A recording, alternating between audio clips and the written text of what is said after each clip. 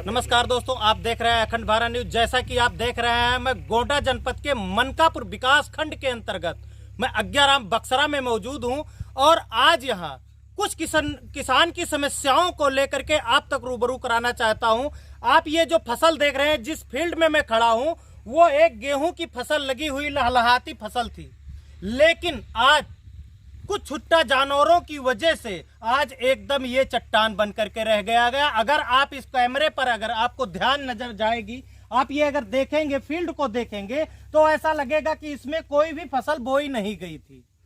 जिस तरीके से इसको बंजर के रूप में बना दिया गया है, अब इसको किसने नुकसान पहुंचाया ये तो आप सभी को पता है कि छुट्टे जानवर पूरे मैं बात करूं, पूरे भारत की मैं बात करूं या पूरे उत्तर प्रदेश की बात करूं, तो पूरा किसान त्राह त्राह कर रहा है इन छुट्टे जानवरों से।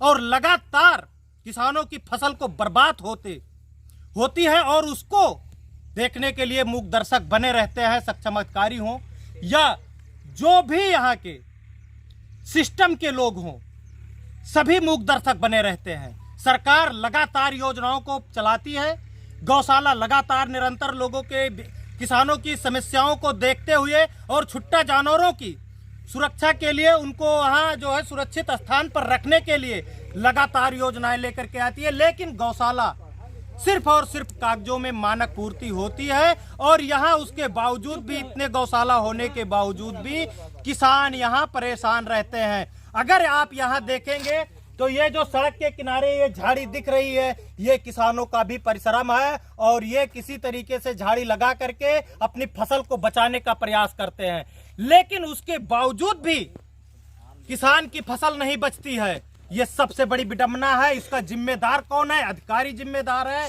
या ये किसान स्वयं जिम्मेदार है या ये भ्रष्ट सिस्टम जिम्मेदार है? आप देख रहे हैं, ये देखिए, ये जो आप एक पेड़ देख रहे हैं, इसके नीचे एक जो है झोपड़ी बनाई गई है। झोपड़ी में रात अपना गुजारता है, किसान गुजारता है और पूरी रात घूमता रहता है, लेकिन उसके बावजूद भी किसान की फसल नहीं बच पाती है।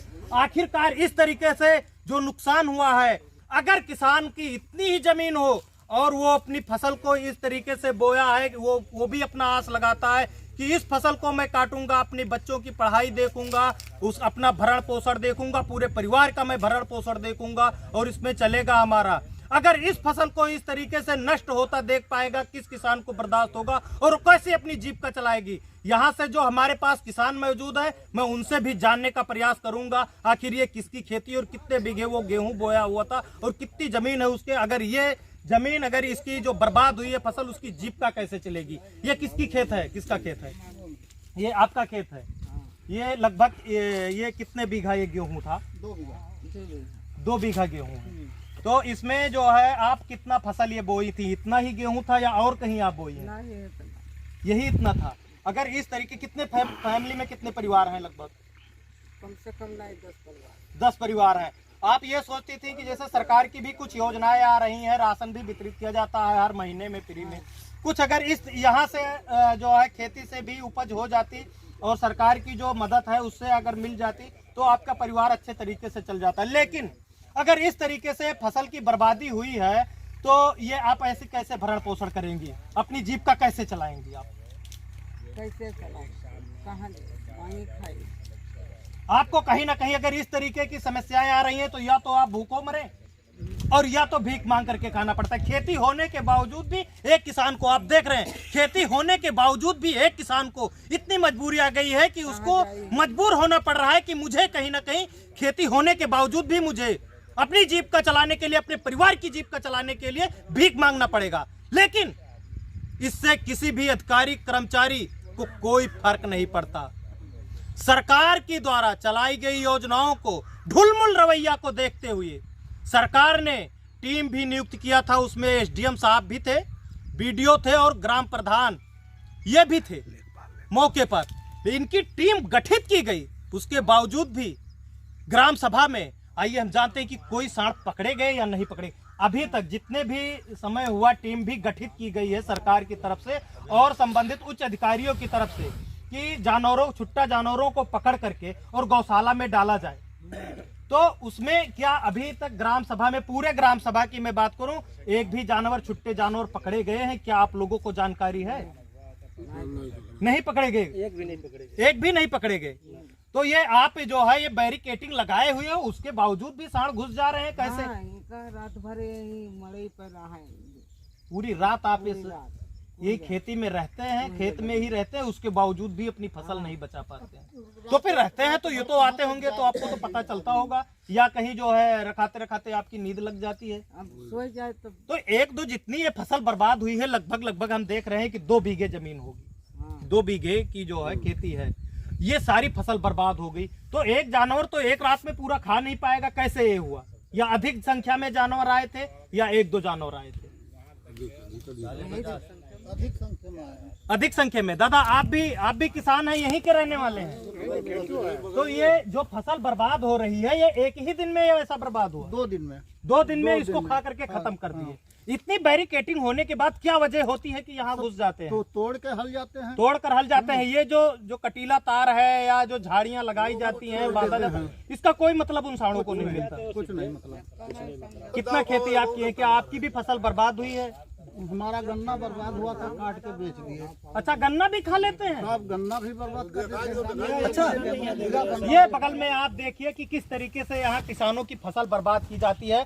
हम अपने साथी से चाहूंगा कि इस फसल को भी दिखाएं, जो भी अधिकारी इसको देख रहे हो वो किसानों की समस्याओं को सुने कि किस तरीके से फसल की बर्बादी होती है। वहाँ कुर्सियों पर बैठ करके और कागज की पूर्ति करने में लगे रहते हैं, लेकिन जब जमीनी हकीकत, महोदय आप लोग जब इसको देखेंगे, चाहे जो भी हो सक्षम अधिकारी, जब भी आप लोग इसको देखेंगे तो आपकी भी कुर्सी हिल जाएगी कि किस तरीके से टीम नियुक्त होने के बाद, और ये जो है यहाँ पर उसके बावजूद भी छुट्टा जानवरों पर लगाम नहीं लगा पाया जा रहा है और लगातार किसानों की फसल बर्बाद कर रहे हैं।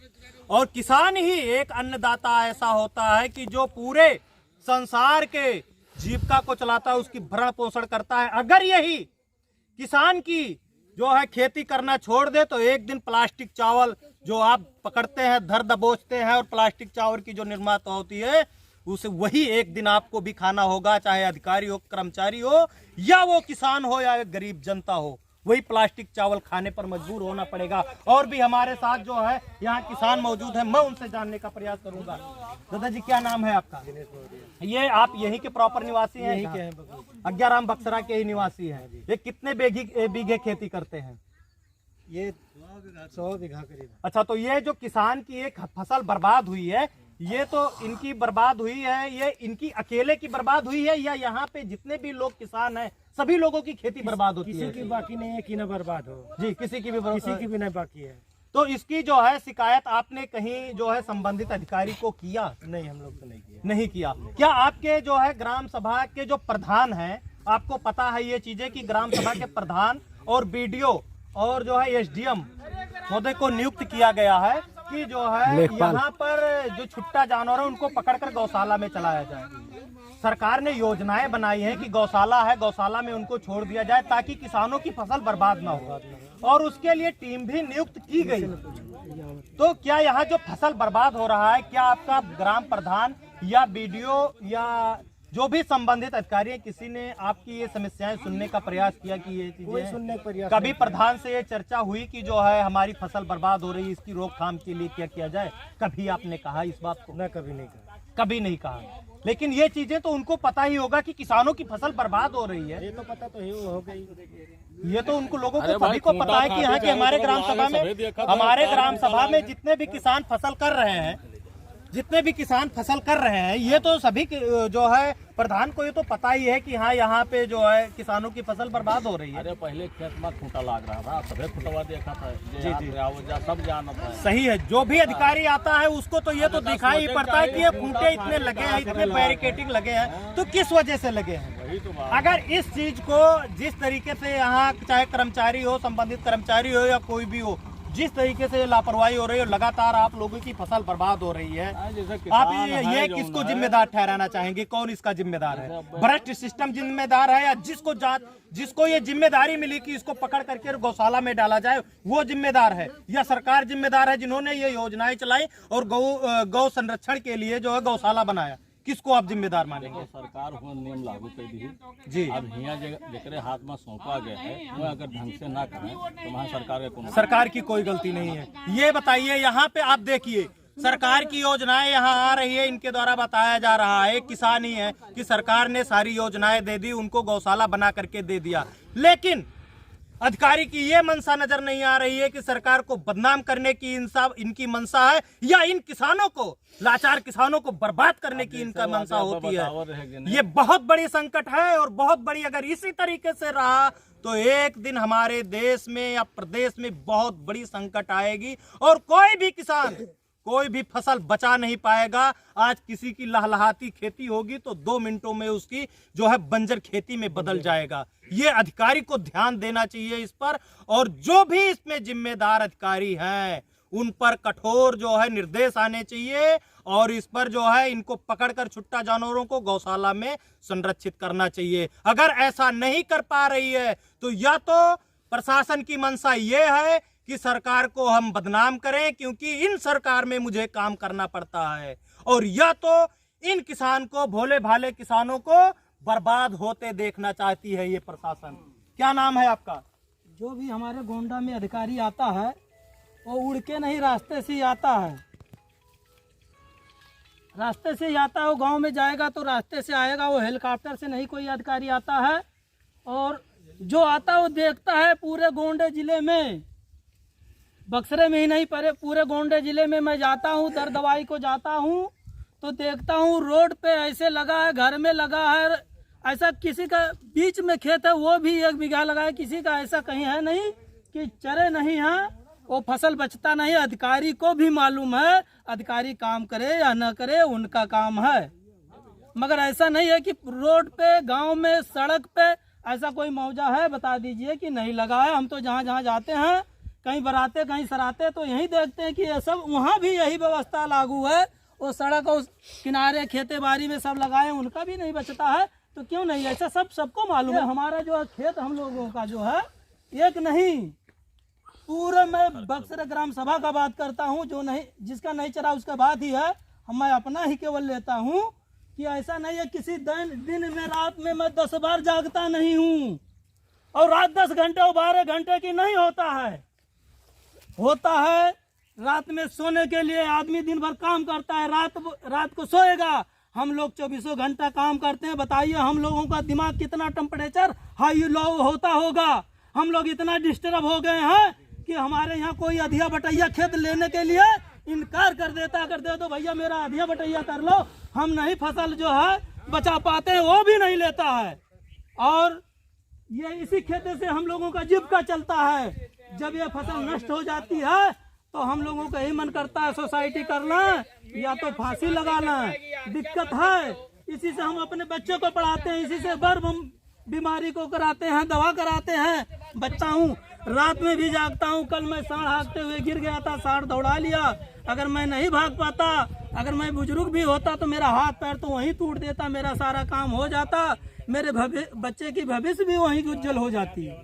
तो मैं यही चाहूँगा कि सरकार को भी पता है, सरकार न कहे कि हमें नहीं पता है।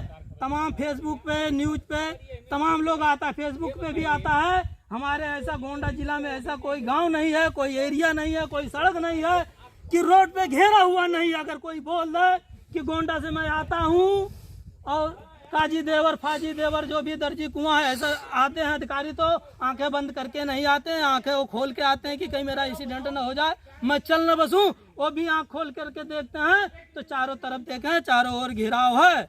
ऐसा नहीं है कि कहीं घेराव नहीं है। तो ये लगभग ये फसल जो लगी है, ये जो फसल लगी है, ये लगभग कितना दिन लगाए हो गया होगा इसमें? अरे भैया, ये सबसे पहले हुआ, ये लगभग जो है दिसंबर में ही जो है ये बुआई हो गया, और जब से 2-3 बार जर गई। अब इसको कोई चराने देखने भी नहीं आता है। इनके पास मात्र यही 2.25 बीघा खेती था और इसी से इनका जो जीविका चलता। जब मेहनत मजदूरी करते थे, इनका भी जोताई बुआई सब नाश हो गया। अब ये अधिया के लिए दौड़ रही हैं कि कोई ले ला, अधिया नहीं लेता कि भैया जब तुम्हारा फसल नहीं हुआ तो कहीं मैं भगवान नहीं हूँ कि मेरा पैदा हो जाएगा, मैं रात भर यमराज नहीं हूँ कि जाके रखा लूंगा। दिक्कतें तो है, अब हमारे बच्चों की भविष्य खराब होगी। बच्चों की जब भविष्य खराब होगी तो सोचिए आदमी का मानसिक तनाव कैसे बनेगा, हार्ट अटैक कैसे होगा।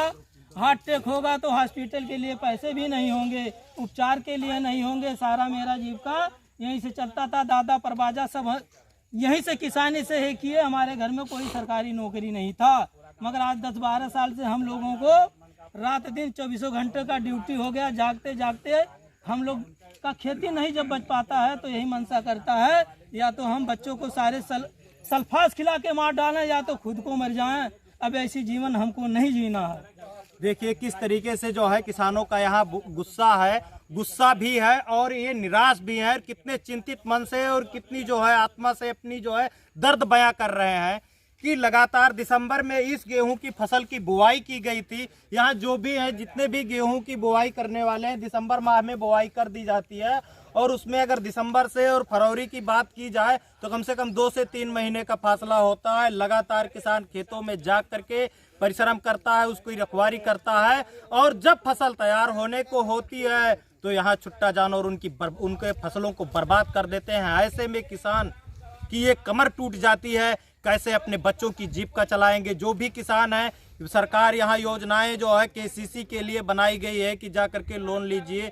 किसी के पास अगर पैसे नहीं है खेती में लगाने के लिए तो उनके लिए केसीसी की सुविधा कराई गई है। अगर कोई किसान उस केसीसी की सुविधा को लेकर के अगर इस फसल में लगाया है तो क्या उस केसीसी की जो है वो किस्त दे पाएगा?